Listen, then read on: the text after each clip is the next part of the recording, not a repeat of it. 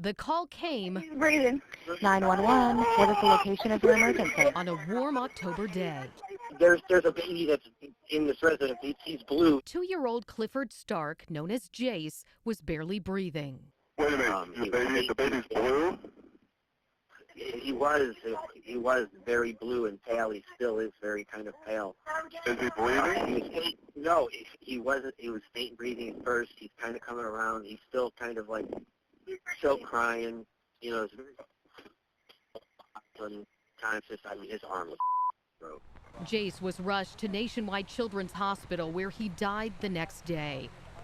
The original report shows his mom believed Jace fell off while jumping on the bed. But more than 4 months later, that explanation is in question.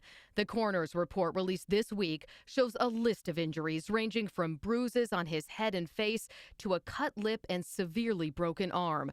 The conclusion, Jace died of multiple blunt force trauma, and his death was a homicide because he was assaulted by another. A once sealed search warrant shows at the hospital the trauma surgeon found internal bleeding causing a life-threatening condition and said the story about falling off the bed did not match Jace's injuries. Social workers also found bruises all over his body and said they suspected child abuse. We learned Franklin County Children's Services was called to the home on October 2nd on a report of physical abuse. That report was unsubstantiated, but 5 days later, first responders were back to find Jace barely alive. In fact, records show life may have been tough for Jace and his young siblings.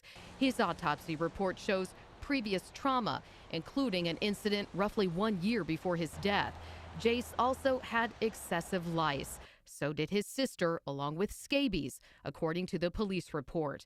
And officers were worried about neglect. Tonight, Jace's 2 sisters are in foster care, siblings now without a brother.